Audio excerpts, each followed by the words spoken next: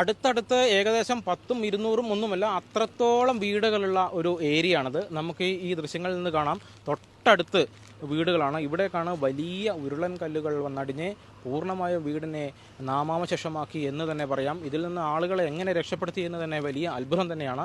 അത്രമാത്രമുള്ള ഒരു ദുരിതം എന്ന് തന്നെ പറയാം. നമുക്കറിയാം, ഈ കാണുന്ന പാറക്കല്ലുകൾ എത്ര വലിയ പാറക്കല്ലുകളാണ് ഇങ്ങനെ ഉരുണ്ട് വന്നത് എന്ന് കാണുമ്പോൾ നമുക്ക് അത്ര വലിയ അത്ഭുതം തോന്നും. കാരണം ഇത്ര കാലത്തൊന്നും ഇത്ര വലിയൊരു ദുരന്തം നമ്മൾ കേരളം കണ്ടിട്ടില്ല എന്ന് തന്നെ പറയേണ്ടിയിരിക്കുന്നു. അത്ര വലിയ ഒരു ദുരിതം എന്ന് തന്നെയാണ് ഇതിനെ പറയാനൊരു അതിലപ്പുറം ഒരു വാക്ക് നമുക്കിതിനെ ഉപയോഗിക്കാനില്ല. കാരണം ഈ അടുത്തടുത്ത വീടുകളിൽ ഈ പ്രദേശത്തിൻ്റെ ഒരു പ്രത്യേകത എന്ന് പറയുന്നത് അടുത്തടുത്ത് വീടുകളുള്ള ഒരു സ്ഥലമാണ്. ഒരു ചെറിയ പറമ്പിൽ തന്നെ 2ഉം 3ഉം വീടുകൾ ഉള്ള ഒരു സ്ഥലമാണിത്. ഇവിടേക്കാണ് കുത്തി ഒഴുകി വലിയ പാറക്കല്ലുകളും ഈ കാണുന്ന പാറക്കല്ലുകൾ നമുക്ക് എങ്ങനെ ഇത് ഇവിടെ ഒഴുകി വന്നു എന്ന് കാണുമ്പോൾ തന്നെ വലിയ അത്ഭുതം തോന്നും. അത്രമാത്രം വലിയ പാറക്കല്ലുകളാണ് ഇങ്ങോട്ട് ഉരുണ്ട് വന്നിരിക്കുന്നത്. ഇതിൽ നിന്ന് എങ്ങനെ രക്ഷാപ്രവർത്തനം നടത്തും എന്ന് തന്നെ വലിയ അത്ഭുതമാണ്. അത്രമാത്രം വലിയ ദുരിതം തന്നെയാണ് ഇത് നടന്നിരിക്കുന്നത്.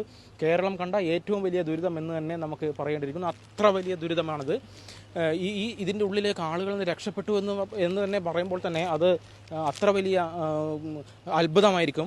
പക്ഷേ ഇതിനെപ്പറ്റി കൃത്യമായൊരു കണക്ക് ഇതുവരെ നമുക്ക് ലഭിച്ചിട്ടില്ല. അത്രമാത്രം വലിയ പ്രശ്നമാണ് ഇവിടെയുള്ളത്. സംസ്ഥാനത്തിൻ്റെ വിവിധ ഭാഗങ്ങളിൽ നിന്നുള്ള രക്ഷാപ്രവർത്തകർ, NDRF പ്രവർത്തകർ, ആർമി, ഇവിടെ പ്രാദേശിക രക്ഷാപ്രവർത്തകർ, എല്ലാ സന്നദ്ധ പ്രവർത്തകർ എല്ലാവരും പലവിധ സഹായങ്ങളുമായി ഇവിടെയുണ്ട്. ഭക്ഷണത്തിനാണെങ്കിൽ സന്നദ്ധ പ്രവർത്തകർക്കാണ് ഭക്ഷണവും വെള്ളവും മറ്റൊരു ടീം ഒരുപാട് ആളുകൾ ഇവിടെയുണ്ട്. നമുക്ക് ഈ കാണുന്ന ദൃശ്യങ്ങളിൽ കാണാം, ഇത്ര വലിയ കല്ലുകൾ മലയിൽ നിന്നും ഇടിഞ്ഞു വന്നിരിക്കുകയാണ്. ഇതിൽ നിന്നാണ് JCBയുടെ ഇത് നീക്കുന്ന ഒരു ജോലിയാണ് ഇപ്പോൾ നടന്നുകൊണ്ടിരിക്കുന്നത്.